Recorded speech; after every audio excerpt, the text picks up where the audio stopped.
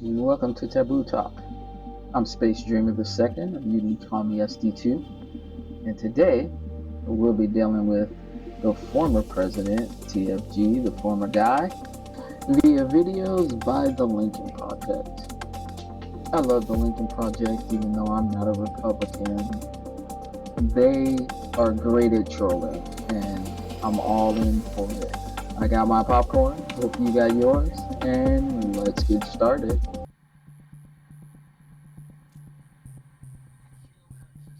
All right, welcome. I just wanted to say, welcome to the end of democracy.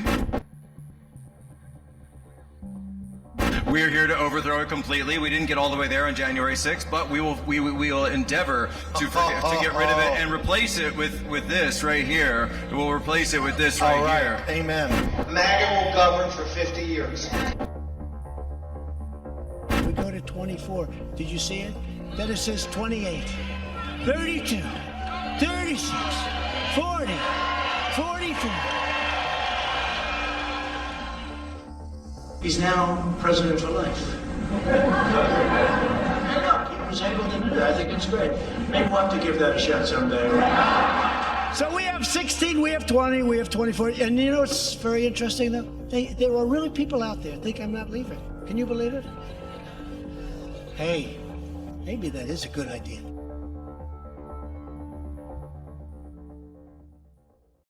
President forever? Highly doubtful he lives that long if his diet doesn't take him out first. And on the eighth day, God looked down on his planned paradise and said, I need a man to test the will and goodness of a free people. So God made a dictator. God said, I need a man who failed in everything but theft and broken promises to live in a golden palace and convince the poor he serves their needs. So God made a dictator.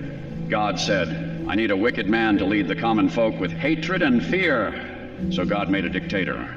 God said, I need a corrupt man who is above the law and immune from justice.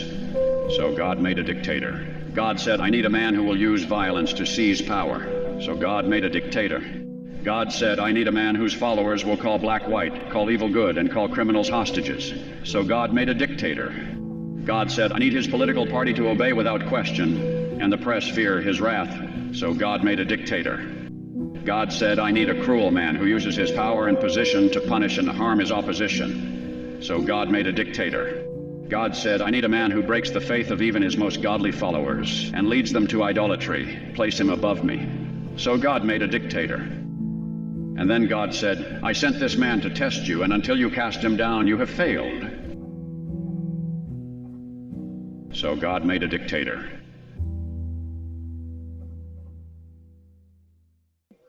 False idols.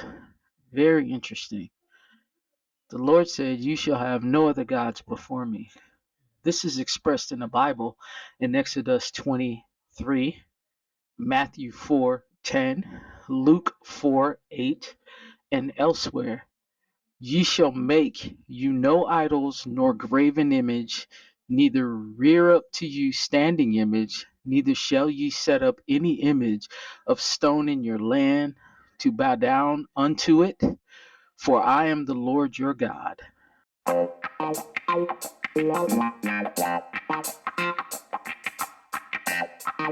Donnie, I always knew you'd blow it. You were always a fool, a joke, low rent. I bailed you out so many times. Your deals were all garbage. You couldn't even make money off a casino, you fuck up. I'm ashamed you have my name. Everyone knows why the women leave you. You're boring, broke. And I told you not to get fat. You pay porn stars and you're weak down there. Your kids hate you, especially the girl. How did a son of mine turn out so damn dumb? The brand I built is crap because of you. You're trash. You'll be lucky to stay out of jail.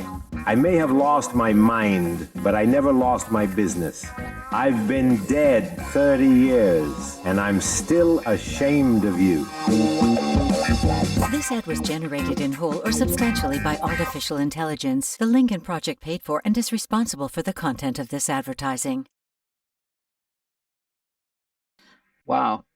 I have no comments for this one. It's just, your father's been gone for a while, and sadly, he's still ashamed of you. So, do better. But I doubt that's possible because, you're you. It is what it is. Freedom and the dignity of the individual have been more available and assured here than in any other place on earth.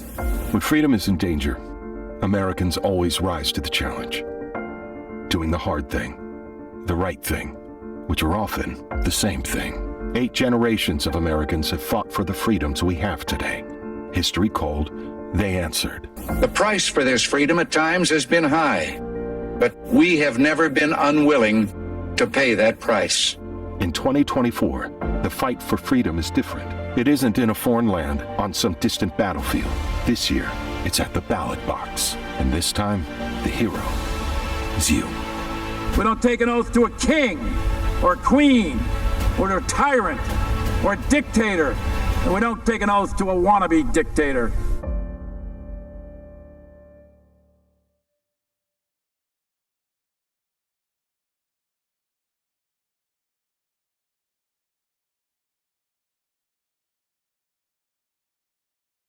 This 2024 election has never been more important for all of us. It's the difference between dictatorship and democracy. It's the difference between freedom and control. Choose wisely.